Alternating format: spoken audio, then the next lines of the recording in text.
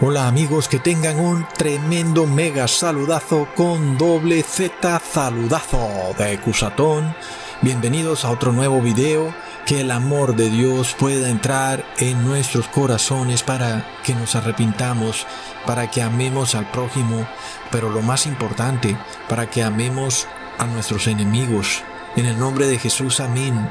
Ok amigos, este video quería hacerlo para dar una explicación realmente contundente a la carta de Romanos 14 y a otros versículos muy usados por los evangélicos para sustentar sus asados bailables, creyendo que, según el apóstol Pablo, ellos pueden violar la ley de Dios y así, sacando fuera de contexto todo lo que dice el apóstol Pablo, van de asado en asado, diciendo que pueden comer lo que ellos quieran, dando gracias a Dios. El problema es que este es un punto serio porque si no entienden la validez de la ley de Dios en el fin de los tiempos, van a recibir el 666 y luego la marca de la bestia. Tremendo, amigos. Así que vamos directo al meollo del asunto y de la controversia en Romanos 14. Leamos en el versículo 14, yo sé y confío en el Señor Jesús que de suyo nada hay inmundo, mas a aquel que piensa alguna cosa ser inmunda, para él es inmunda. Luego, el otro versículo muy usado por los evangélicos para comer lo que quieran comer es 1 Corintios capítulo 10 versículo 30. Y si yo, con gracia de Dios comparto, ¿por qué he de ser blasfemado por aquello que doy gracias? Entonces, ahí es cuando el evangélico sale a comerse su chuleta de cerdo y luego dice que él da gracias a Dios y que listo, esa chuleta de cerdo quedó santificada y purificada y que ya no es inmunda, recontra plop.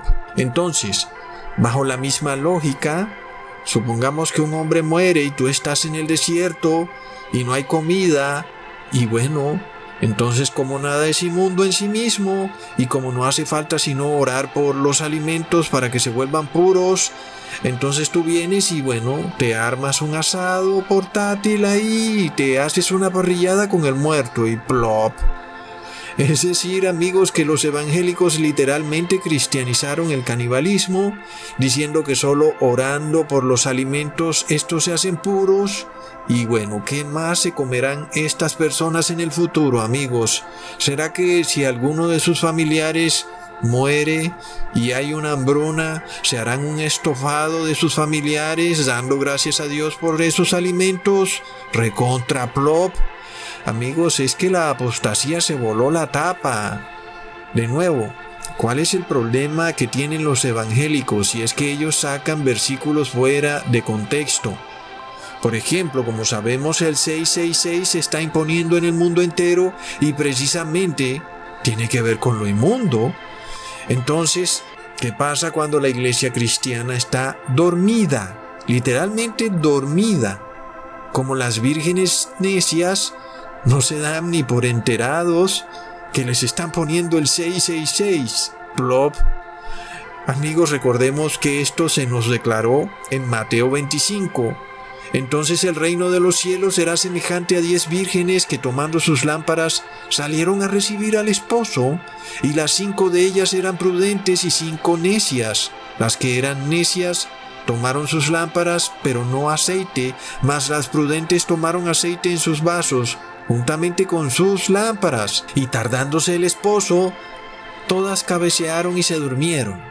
Y a la medianoche fue oído un clamor: «He aquí el esposo viene, salid a recibirle». Entonces todas aquellas vírgenes se levantaron y aderezaron sus lámparas, y las fatuas dijeron a las prudentes: «Dadnos de vuestro aceite, porque nuestras lámparas se apagan». Y amigos, es clarísimo que ese clamor se acerca, porque ya se está imponiendo el 666, y por supuesto que cuando aquellos que han recibido el 666 se den cuenta de lo que eso significa, pues ahí va a venir el clamor, un clamor en contra de los cristianos, desafortunadamente, porque estas personas todo lo tienen al revés. Pero, ¿cuál es el problema de las vírgenes necias? Leamos en Proverbios capítulo 6, versículo 23. Porque el mandamiento es lámpara, y la enseñanza es luz, y camino de vida las reprensiones que te instruyen. Yo me pregunto por qué las vírgenes se quedaron sin luz. Es decir, estas vírgenes necias despreciaron el mandamiento y la enseñanza.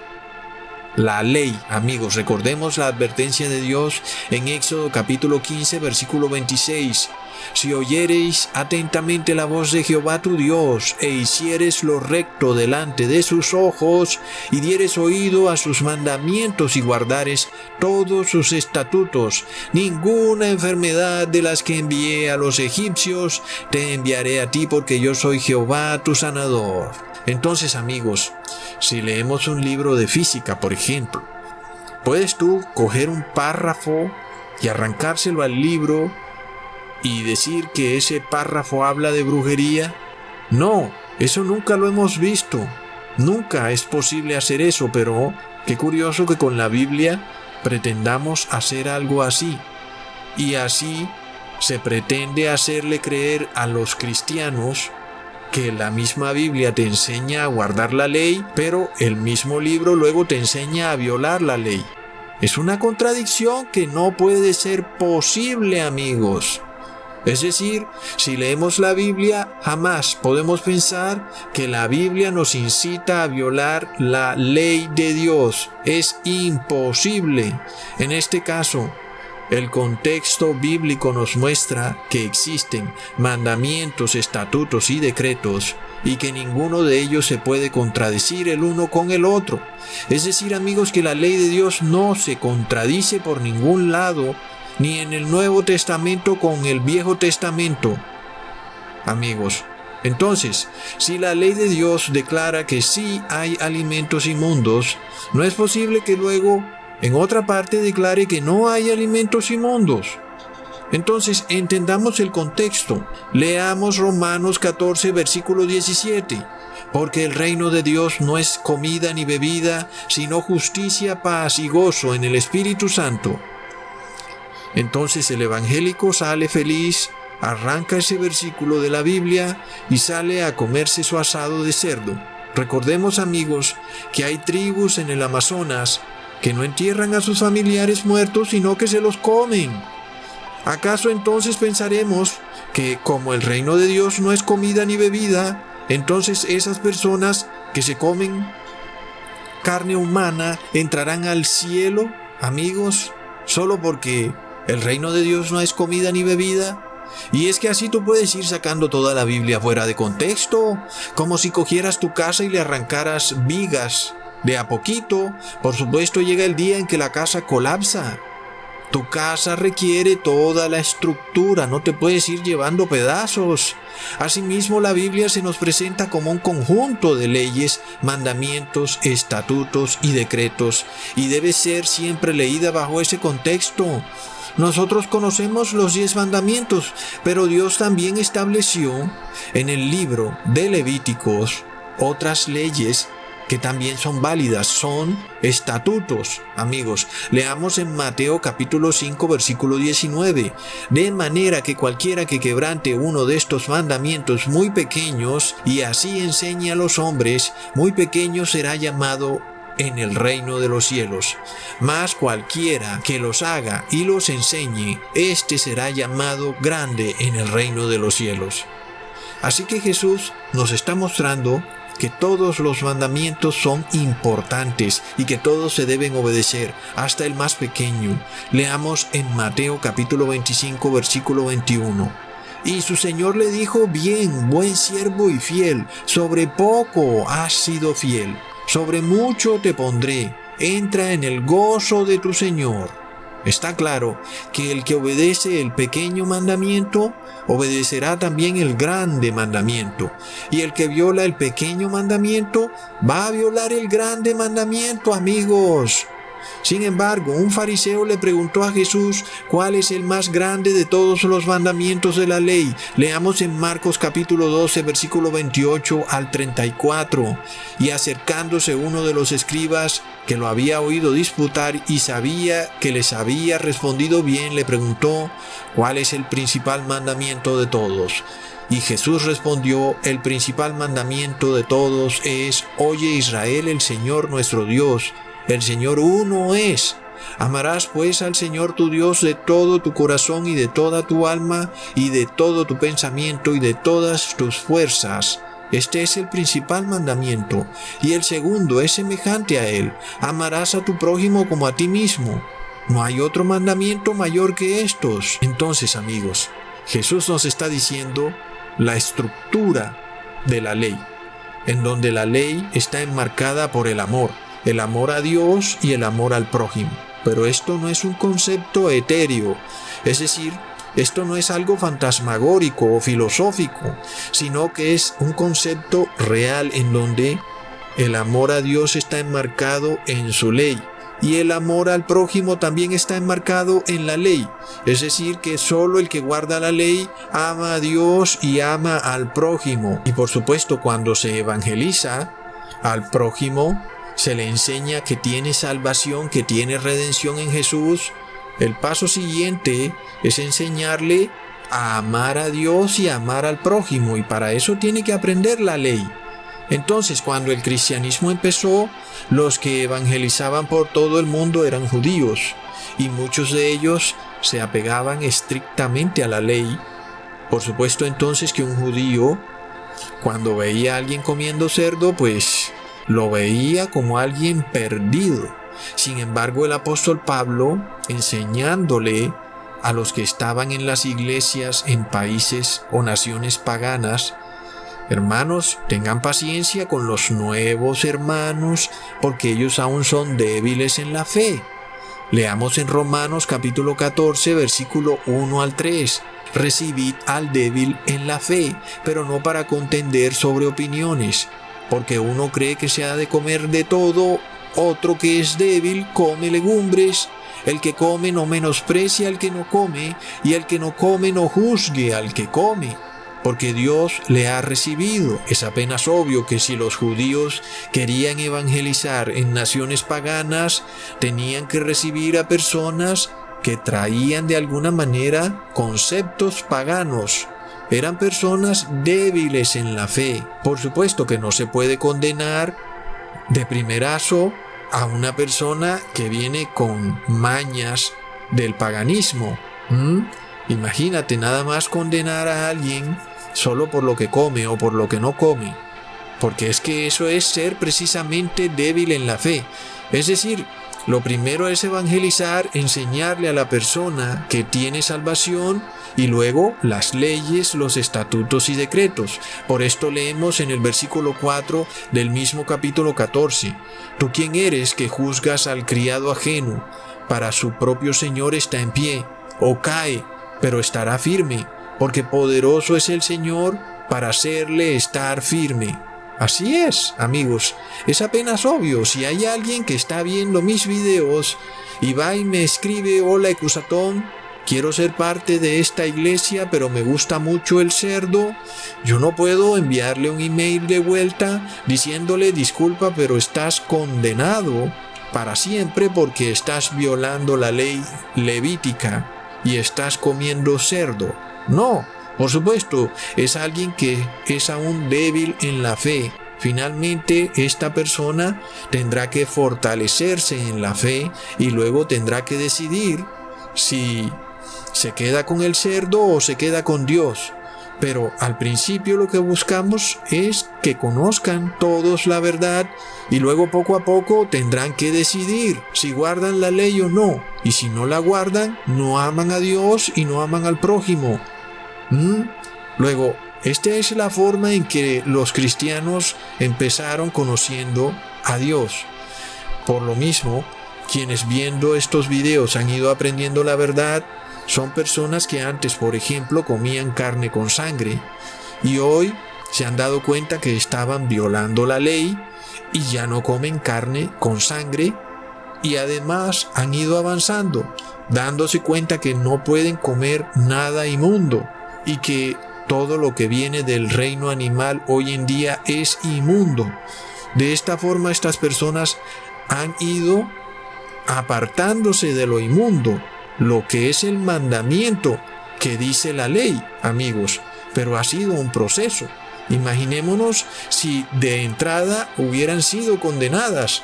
Por supuesto que se hubieran perdido para siempre, pero fueron recibidas y poco a poco fueron siendo instruidas en que tenían que apartarse de lo inmundo. Entonces, a esto se refiere el apóstol Pablo, porque la gloria finalmente es para el Padre y para el Hijo.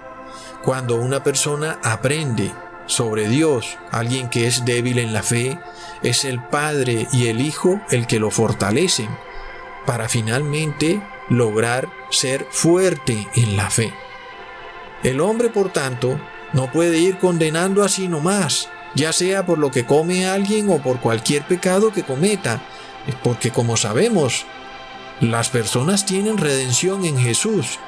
Y si de repente el que está explicando la Biblia o está evangelizando de primerazo condena, cuando Jesús quiere es redimir, entonces pues no tiene ningún sentido que predique, amigos. Pero hay algunos locos aún que dicen que Cusatón está juzgando, y es que cuando las personas no conocen la Biblia es tremendo, porque el único que puede juzgar es el Padre, porque el Padre es el que condena, pero el hombre no puede condenar, el hombre solo puede advertir. Pero recordemos, amigos, que según la ley el gentil era inmundo, como sabemos. Toda persona que no guarda la ley es inmunda. Ahora, si el gentil era inmundo, entonces todo lo que tocare el gentil quedaba inmundo. Leamos en Ageo capítulo 2 versículo 13. Si un inmundo, a causa de cuerpo muerto, tocare alguna cosa de estas, ¿será inmunda? Y respondieron los sacerdotes y dijeron, inmunda será. Entonces, amigos, entendamos. De repente tú eres judío, estás en Roma, vas al mercado a comprar tus provisiones y ¿qué pasa?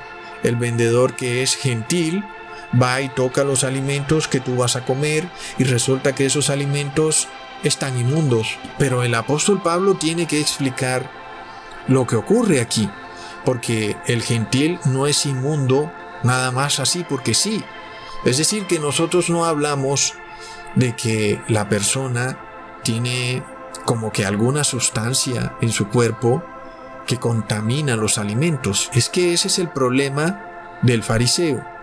El fariseo empieza a buscarle las minucias a la ley, llegando a un punto de abusar de la ley. Por esto es que el apóstol Pablo declara, yo sé y confío en el Señor Jesús que nada es inmundo en sí mismo, mas para el que piensa que algo es inmundo, para él lo es. Porque si nosotros miramos este problema del gentil tocando los alimentos, siendo el gentil inmundo, y el judío agarrando esos alimentos para comérselo, y esto es una violación de la ley. Porque, amigos, esto está escrito en la ley. Leamos en Números capítulo 19 versículo 22. Y todo lo que el inmundo tocare será inmundo, y la persona que lo tocare será inmunda hasta la tarde. Así que la ley nos dice que el gentil es inmundo y lo que el inmundo toque es inmundo. Si el gentil toca tus alimentos, pues tus alimentos son inmundos. Es decir, que si tú estás en Roma rodeado de gentiles inmundos, pues ¿cómo vas a hacer para comer? Porque el gentil tiene que tocar los alimentos para entregártelos, y finalmente tus alimentos serían inmundos. Entonces, ese es el problema al que el apóstol Pablo trata de darle solución, por lo que él declara en 1 Corintios capítulo 10 versículo 25, de todo lo que se vende en la carnicería comed, sin preguntar nada por causa de la conciencia. Ok, cuando tú lees este versículo parece realmente escandaloso, porque primero, comprar carne en la carnicería de una nación pagana significa comprar animales mal sacrificados que tienen carne con sangre. Pero además es tal vez comprar alimentos que han sido sacrificados a los ídolos y aún son alimentos que han sido tocados por gentiles que serían inmundos y por tanto esos alimentos serían también inmundos. Pero pongamos atención, vamos primero al punto del apóstol Pablo diciendo que podemos comprar todo lo que vendan en la carnicería. Porque recordemos que hay un asunto muy clave. La ley dice que no puedes comer carne con sangre. Y la única manera de comer la carne sin que tenga sangre es a través del método que es solamente realizado por los judíos. Y es un método kosher. En este caso es obvio que una carnicería en una nación pagana no puede vender carne kosher. Bueno amigos, el caso es que estamos ante una mala traducción. La palabra carnicería en realidad viene del latín macellum, que era un mercado romano en donde se vendían frutas y verduras. Así que ahí vamos dejando a un lado el tema de la carne con la sangre, porque en el macellum era como un supermercado como los que hay sobre todo en las naciones suramericanas, donde te venden frutas y verduras. Así que ahí vamos aclarando, el apóstol Pablo no está mandando a la iglesia a comer carne con sangre. Bueno, nos quedan dos puntos, son los alimentos tocados por los gentiles inmundos, y el otro punto, están esos alimentos consagrados a los ídolos. Ya vemos que el apóstol Pablo está dando instrucciones de cómo tratar a los que son débiles en la fe, es decir, aquellos que no están instruidos en los mandamientos, estatutos y decretos de la ley de Dios. Algo que también vemos ocurrir hoy en día, como ya les expliqué. De la misma forma, a nosotros nos toca recibir a los débiles en la fe explicándoles que la ley es aún válida y que el apóstol Pablo no está mandando a nadie a violar la ley, sino a tolerar a aquellos nuevos hermanos que están entrando a la iglesia mientras ellos aprenden la ley, mientras que al mismo tiempo el apóstol Pablo también trata de enseñarle a los judíos que vivían en regiones paganas a no preocuparse por ciertos dilemas que se les presentarían en esas naciones a la hora de comprar sus alimentos. Por ejemplo, al comprar alimentos que son tocados por gentiles y que según la ley se habrían vuelto inmundos. Pregunta, ¿acaso el apóstol Pablo está enseñando a violar la ley? Eso no lo podemos pensar jamás. Tenemos que dejar eso afuera. Él solamente te pide que tengas paciencia con el débil en la fe, porque asimismo la advertencia es para hoy, porque a nosotros se nos pide salir de lo inmundo. Leamos en Apocalipsis capítulo 18 versículo 4. Y oí otra voz del cielo que decía: salid de ella, pueblo mío, para que no seáis partícipes de sus pecados y que no recibáis de sus plagas. Es decir, que nosotros hoy en día estamos rodeados de lo inmundo y Dios nos pide que nos apartemos de lo inmundo. Y esto hace parte de la ley. Amigos, leamos en Isaías capítulo 52 versículo 11.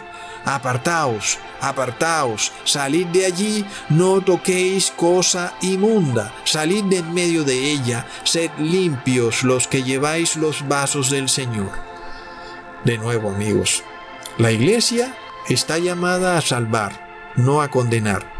Pero eso no quiere decir que la iglesia está llamada a tocar lo inmundo.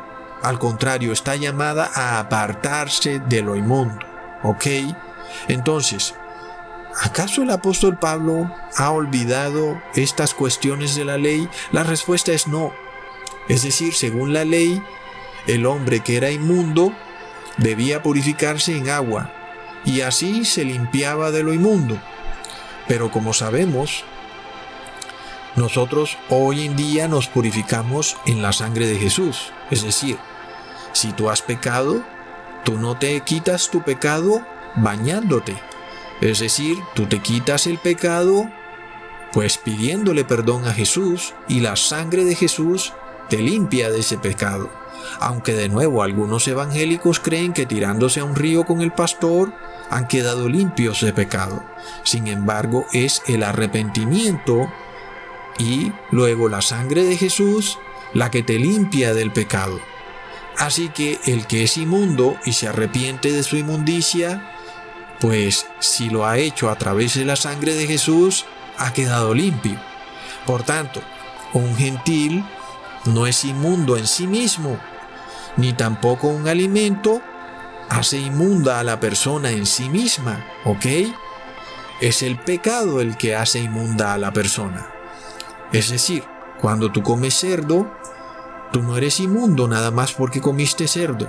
Eres inmundo porque pecaste y violaste la ley de Dios que te dice no comas cerdo. En este caso, ahí queda zanjado el problema de tener que consumir alimentos tocados por gentiles, porque el gentil no es inmundo en sí mismo, sino que simplemente es un pecador. Y la única manera de limpiar esa inmundicia es por fe, amigos. Así se limpia la inmundicia del pecador. Por esto el apóstol Pablo declara en el versículo 14 de la carta de Romanos 14, nada es inmundo en sí mismo, mas para el que piensa que algo es inmundo, para él lo es. Entonces, nosotros podemos ver a una persona y pensar, esa persona es inmunda, es decir, es pecadora. Tal vez lo sea, es cierto, la mayoría de personas del mundo son pecadoras, pero podemos pensar que porque el cajero del supermercado tocó mis alimentos, entonces esa fruta es inmunda, porque no se trata de inmundicia como tal, sino del pecado. En este caso, pues la fruta no es inmunda, amigos, porque es el pecado el que es inmundo. Esto es lo que el apóstol Pablo quiere decir. Por esto, él declara en el versículo 23 del mismo capítulo, el que duda sobre lo que come es condenado, porque no lo hace con fe, y todo lo que no proviene de fe es pecado. Es decir, que si yo en el supermercado me voy muy nervioso para mi casa, porque el cajero tocó la fruta que yo compré, pues obviamente me estoy condenando yo mismo al no tener fe. En este caso, yo no tengo ningún problema porque, bueno, finalmente el pecador es el cajero. Ahora, eso no quiere decir que no tenga que lavar los alimentos. Hay que lavarlos. Sin embargo, no son inmundos como tal, sino que el inmundo es el pecado. El apóstol Pablo, por tanto, no está incitando a violar la ley levítica de alimentos inmundos y puros. Muy al contrario, te está pidiendo que tengas fe. Y cuando sabemos que tener fe significa precisamente eso, obedecer la ley de Dios. Por tanto, se trata es del pecado. No se trata de que algo es inmundo por sí mismo. Ahora, el cerdo es inmundo no es porque esa carne sea inmunda como tal, aunque alguien diría que sí lo es, pero el caso en especial es que es pecado. Punto. Ahí es donde está el problema, ahí está el meollo del asunto. Entonces, en la carta de Romanos 14, el apóstol Pablo toca en pequeños versículos una cantidad de cosas que parece que uno no alcanzaría a explicarlas todas. El hecho es que te está diciendo evangeliza, pero no condenes, y al que es débil en la fe, tenle paciencia. Y de segundo, pues no es lo inmundo, lo que es inmundo es el pecado. Es decir, que tú simplemente ten fe y guarda la ley de Dios y no andes por ahí muy nervioso con todo lo que vas a comer, sino que guarda la ley de Dios. En este caso, amigos, de nuevo, en los últimos días, nosotros tenemos que guardar la ley de Dios, no comer carne con sangre y básicamente no comer nada animal, porque en la ley de Dios se nos está diciendo apartarse de todo lo inmundo. Y en este caso sabemos hoy en día todos los animales están inmundos porque han sido contaminados genéticamente. Amigos, ahora cuando trasladamos todo este dilema a nuestros días, nos estamos viendo con lo que está ocurriendo en el mundo, y es que se está imponiendo el 666, que es algo inmundo. Y la pregunta es, ¿puede alguien arrepentirse de recibir el 666 y luego quedar limpio? La respuesta es no. Es decir, que Nosotros tenemos que mirarlo todo bajo un contexto. El apóstol Pablo lo miraba desde el contexto de empezar la obra evangelizadora en el mundo. Y nosotros tenemos que mirarlo desde el contexto de que esto se está acabando y que la obra evangelizadora está llegando a su fin. ¿Por qué? Porque estamos viendo con nuestros propios ojos que el mundo está recibiendo el 666 y las iglesias cristianas están dormidas. Entonces, ¿puedes tú purificarte de semejante pecado? Pues no se puede, amigos. ¿Puede alguien que recibió el 666 ser llamado débil en la fe? No, antes está perdido para siempre. Recordemos además que esta ley está completamente ratificada por los apóstoles. Leamos en Hechos capítulo 21, versículo 25. Pero en cuanto a los gentiles que han creído, nosotros les hemos escrito haberse acordado que no guarden nada de esto, solamente que se abstengan de lo que fuere sacrificado a los ídolos, y de sangre, y de lo ahogado, y de fornicación. Más claro no puede ser. El 666 que se está imponiendo en el mundo viola todo lo que les acabé de leer y está en el Nuevo Testamento. Por tanto, ¿cómo puede haber semejante contradicción, amigos? ¿Acaso el apóstol Pablo no estaba enterado de eso cuando a él se lo dijeron en su propia cara? Por supuesto que él lo sabía perfectamente. Es decir, el apóstol Pablo entonces tiene que establecer la manera para que los judíos entendieran y pasaran de esa ley física en la que ellos se encontraban a una ley espiritual, porque los judíos todavía pensaban que se iban a tirar a un río y se iban a purificar, y aún hay cristianos que así lo piensan, cuando hoy es la sangre de Jesús la que nos limpia de todo pecado y de toda inmundicia. Por lo tanto, el apóstol Pablo tenía que enseñarle a los judíos que evangelizaban en naciones paganas muchas cosas, sobre todo cuando en esas naciones habían personas que consagraban sus alimentos a los ídolos. Y él tiene que enseñarles, ¿saben? Esos ídolos no existen, por lo cual ustedes están en libertad de comer lo que quieran si le dan gracias a Dios. Pero cuando él dice comer lo que quieran, pues obviamente se refiere al contexto de la Biblia y de la ley. Por esto dice en 1 Corintios capítulo 10, versículo 27 al 30. Si algún incrédulo os llama y queréis ir, de todo lo que se os ponga delante comed, sin preguntar nada por causa de la conciencia. Mas si alguien os dijere, esto fue sacrificado a los ídolos, no lo comáis, por causa de aquel que lo declaró, y por causa de la conciencia. Porque del Señor es la tierra y su plenitud. La conciencia digo, no la tuya, sino la del otro, pues, ¿por qué ha de ser juzgada mi libertad por otra conciencia? Y si yo con gracia de Dios comparto, ¿por qué he de ser blasfemado por aquello de lo que doy gracias a Dios? Pues si comes o bebes, hacedlo todo para la gloria de Dios. Y aquí es el mismo punto. Tú estás en una nación pagana, un pagano te invitó a su casa a comer, y bueno, esos alimentos han sido consagrados a los ídolos, pero tú simplemente das gracias a Dios porque entiendes que esos ídolos no existen. Ahora, eso no quiere decir que tú puedes violar la ley de Dios y comer cerdo y darle gracias a Dios.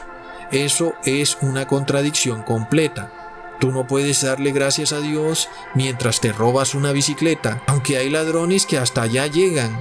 Hay también jóvenes que consiguen una novia y le dan gracias a Dios, cuando el noviazgo es un adulterio. Por esto, el apóstol Pablo declara, hacedlo todo para la gloria de Dios, es decir, todo lo que hagas debe estar en perfecta armonía con la ley de Dios, sus estatutos y sus mandamientos. Asimismo, amigos, cuando miramos cómo el 666 se está imponiendo en el mundo mientras hablamos, vemos que es algo sacrificado a los ídolos. ¿Acaso podemos tomarlo y dar gracias a Dios? No se puede. Y aún escuchas tú a los evangélicos diciendo que esto es un avance de la ciencia y que por tanto viene de Dios y que hay que darle gracias a Dios.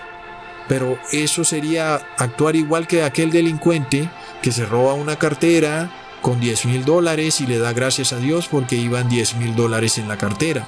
Es decir, es una contradicción. Así que siempre que tú lees al apóstol Pablo, ten en cuenta o ten la plena seguridad de que los consejos que él da son siempre enmarcados bajo los mandamientos de la ley de Dios. Si Dios declaró que un alimento es inmundo, es porque no es alimento. Por lo tanto, cuando el apóstol Pablo habla de un alimento, se refiere a todo lo que no es inmundo. Es decir, que el cerdo no es alimento, aunque al hombre se le dé por declararlo alimento. Asimismo, si Dios declara que un medicamento es inmundo, es porque no es un medicamento. Así el hombre quiera declararlo como medicamento. Así que amigos, como ya vamos llegando al fin de la historia del mundo, ya no podemos como que permitirnos el lujo de seguir en ese ciclo de pecar y pedir perdón una y otra vez.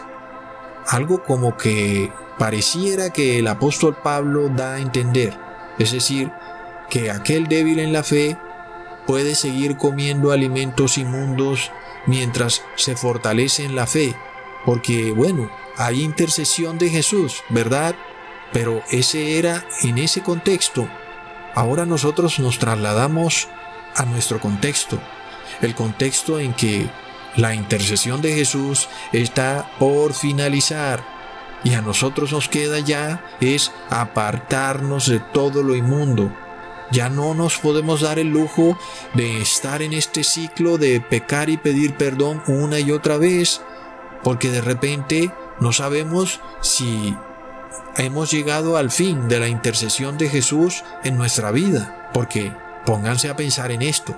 Si estamos viendo con nuestros propios ojos a personas recibiendo el 666, eso quiere decir que la intercesión de Jesús para esas personas terminó. Y esas personas siguen vivas, amigos.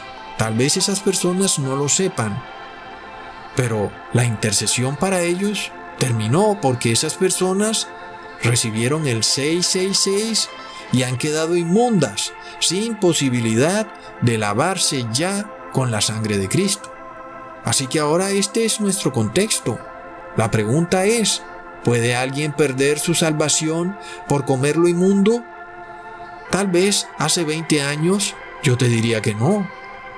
Pero ahora, hoy en día, en los tiempos en que estamos, yo te digo que sí, porque no es la comida la que te hace perder tu salvación, sino el pecado. Y cuando tú comes lo inmundo, estás pecando. Por eso se declara en Romanos 14, versículo 17. El reino de Dios no es comida ni bebida, sino justicia, paz y gozo en el Espíritu Santo. Entonces, tú no ganas la salvación por lo que comes, ni tampoco pierdes tu salvación por lo que comes, pero sí la pierdes por violar la ley de Dios. El asunto en juego es que Dios declaró algo como pecado. Comer cerdo es pecado porque Él lo declaró inmundo. Y puede que no lo parezca. Alguien dirá que sí es inmundo y bueno, ese no es ya nuestro objetivo, porque estamos muy pero muy en el fin de los tiempos. Hoy nosotros simplemente declaramos, Dios declaró al cerdo inmundo y no necesito explicaciones de más nada. Alguien dirá que el cerdo es perfectamente saludable, pero a mí no me importa. Dios lo declaró inmundo y punto. Así que asimismo, lo que Dios declaró inmundo, inmundo se queda, aunque el hombre lo declare santo. En este caso vemos lo que está pasando con el pinchazo. El hombre ha declarado lo que tiene en esa inyección como santo, pero es inmundo. Y yo no necesito explicaciones de ningún científico, ni de médicos, ni de nadie. Para mí, si Dios lo declaró inmundo, eso es inmundo y punto. Ahora, ¿qué pasa cuando es el mismo anticristo el que te dice, órale, ven acá, recibe lo inmundo? Y mira, todo el mundo lo está haciendo a nivel global. ¿Acaso, amigos, eso no es tremenda coincidencia? Porque, es decir, la Biblia llama al Papa de Roma el hombre de pecado. Es decir, es demasiado curioso que sea precisamente Él el que te pide que recibas algo que la ley de Dios ha declarado como inmundo. Pero además, amigos, qué coincidencia que todos los gobernantes del mundo, sin excepción, estén cumpliendo los deseos del Papa. Por tanto, de nuevo dijo el ángel: salid de ella, pueblo mío, y no toquéis lo inmundo, porque si antes los gentiles no eran inmundos, porque tenían salvación, ¿verdad? Es decir, aunque eran pecadores, no estaban declarados como inmundos, como lo hacía la ley. La ley antes, pues si tú tocabas algo inmundo y no te purificabas, estabas inmundo, estabas perdido. En este caso, como la sangre de Jesús es global, nadie puede usurparla, pues por supuesto que el gentil, aunque es inmundo, pues no está perdido, porque en cualquier momento se arrepiente y ya no es inmundo. Eso sí se arrepiente, ¿verdad? Sin embargo, el Apocalipsis nos está declarando que viene un momento en el que la persona se queda inmunda para siempre. Leamos en Apocalipsis capítulo 22, versículo 11. El que es injusto sea injusto todavía, y el que es inmundo sea inmundo todavía, y el que es justo practique la justicia todavía, y el que es santo santifíquese todavía. Amigos, aquí no hay contradicción de la ley de Dios, porque todos en algún momento tomamos decisiones, y esas decisiones nos hacen justos o nos hacen inmundos. Pero un día se acaba la intercesión y tal vez nosotros seguimos vivos. La persona sigue viva por una u otra razón. Solo Dios sabe el por qué. A veces, a pesar de que una persona ya no tiene intercesión, sigue viva.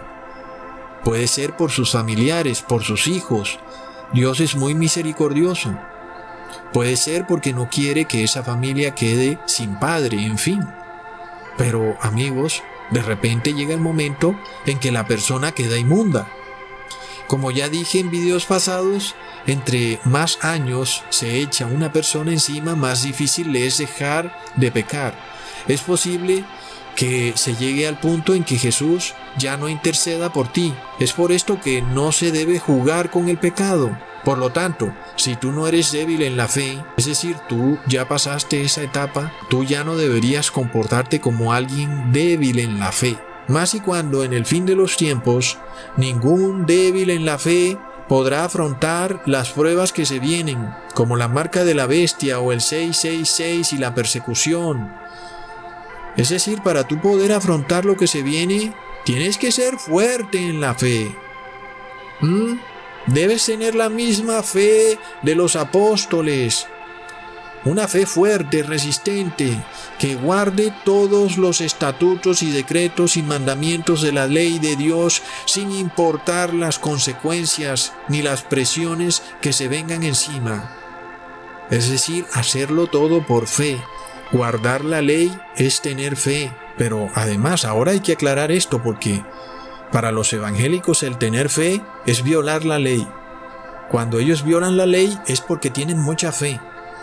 Eso es una contradicción rotunda.